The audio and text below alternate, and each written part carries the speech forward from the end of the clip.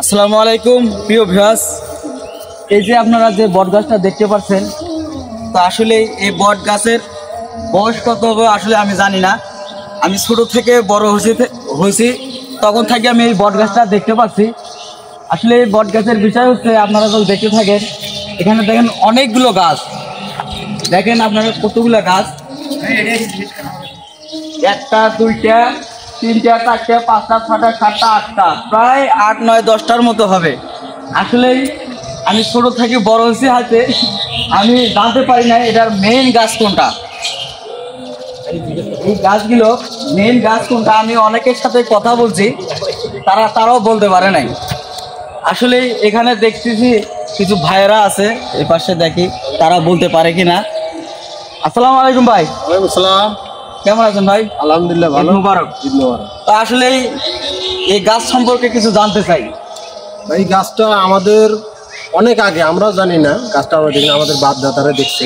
হ্যাঁ, আচ্ছা আচ্ছা, এই গাছটার আমরা শুনছি যে মেইন গাছ নাকি যে এইটা, এই মাঝখানে যে গাছটা আছে, মাঝখানে এই গাছটা আছে ভাই, এই গাছটা হচ্ছে মেইন গাছ। এটা এটা মেইন গাছ। আচ্ছা, এটার থেকে শাখা প্রশাখা ডালপালাগুলো লতার নেমে বাকি গাছগুলো। আপনি কনফার্ম এটা? আপনি হ্যাঁ, এটাই শিওর। তো আপনি এটা যদি মেইন হয়, আপনি কালকে জানতে পারছেন এটা?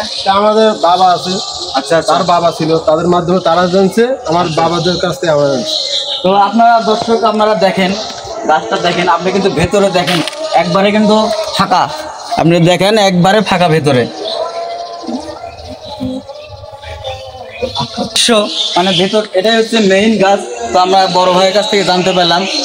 তো এখানে আসলে মানে যারা অচেনা লোক এখানে আসবেন, তারা বলতে কখনোই। তো আসলে আমাদের এই বট গাছটা হচ্ছে পীরগঞ্জ থানায় অবস্থিত। পীরগঞ্জ থানা, দুলমিটিপুর এবং রামনাথপুর সম্মিলিয়ে মিলিয়ে আর কি এই মাঠটা সবাই নামাজ পড়ে। তো আপনারা যদি আশেপাশে না দেখে থাকেন, অবশ্যই আসবেন। দুলমিটিপুর আর হচ্ছে রামনাথপুর 13 নম্বর 12 নম্বর মিলিয়ে আর কি এই মাঠটা। আসলে এই মাঠটা আসলে প্রাণ জুড়িয়ে যায়। যত গরমে থাকুক না কেন, এখানে যদি আমরা আসি, তা আসলেই সবসময় আমরা একটা ঠান্ডা আবহাওয়া পাই। আপনারা এদিক দেখেন, দেখেন কত সুন্দর একটা দৃশ্য। আর এখানে সব সময় পাখির কিচির মিচির গান সব সময় শুনতে পারবেন।